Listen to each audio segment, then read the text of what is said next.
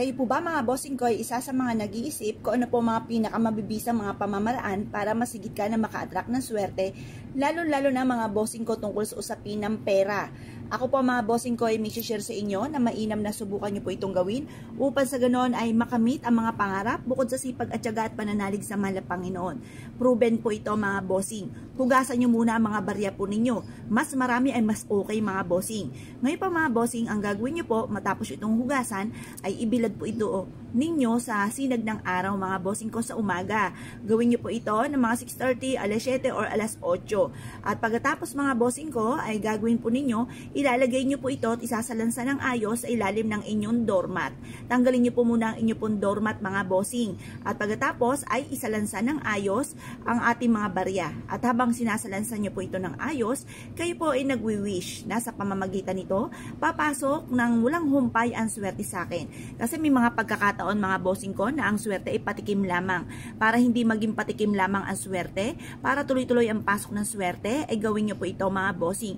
Makakatulong po ito upang sa ganon, higit na swerte ang dumating po sa inyo at instead na kayo po ay namumblema tungkol sa usapin ng pera, ay magtutuloy-tuloy ang pasok ng swerte. Proven po ito mga bossing.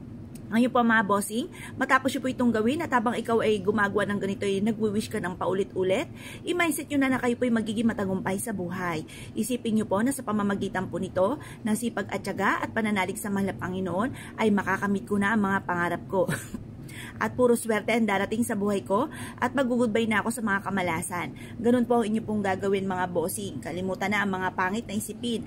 Ang mga pangit na isipin at mga pinagdadaan ng problema ay ipagdadasal nyo lang po ng taimtim upang sa ganon masolusyonan lahat ang mga problema at hindi na pumuli kayo na mumblema tungkol sa usapin ng pera. Kasi kung ano po ang ating isipin at ganon din ang ating salitain, yan po yung nagaganap dahil makapangyarihan ng ating isipan at ang ating pong salitain. Ganon din ang ating pandama mga bossing.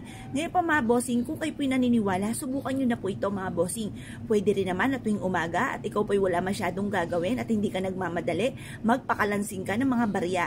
Bagamat kayo po ay nagtatawag ng mga taong inggitero at inggitera, pero yan po ay mas mainam din naman basta't ikaw may proteksyon, hindi yan tatalab sa inyo.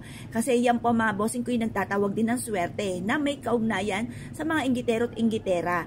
Ngayon po, mas mainam na ikaw kinainggitan kaysa ikaw ay naiinggit. Ibig sabihin kapag kinakainggitan, higit ka kaysa sa kanila. Kapag kinaiinggit, ay syempre, higit sila sa'yo, kaya ay kinaiinggit. O, mas mainam na sila naiinggit. Magkaroon lang tayo ng ganitong proteksyon. Kahit barya, protection po yan sa mga taong inggitera, mga bossing. Pero yung kalansing niyan, nagtatawag din po yan ng mga inggitera. Ang silver mga bossing ko na barya ay nagtataboy ng mga kamalasan. At yan po ay nagtataboy din ng mga taong toxic sa buhay po natin, kagaya ng mga taong inggitera, pakilamera at saka mga chismosa mga bossing. Sa mga taong walang magandang idudulot sa buhay po natin, itataboy po niyan mga bossing. Ngayon pa mga bossing, kung kayo po naniniwala at naisyo po itong gawin nyo na po ito mga bossing dahil ito ay simple lang na pamamaraan na ang dulot sa inyo ay swerte. Kaya kung kayo po naniniwala at naisyo po itong gawin, ay siya mga bossing, good luck po sa inyo po lahat.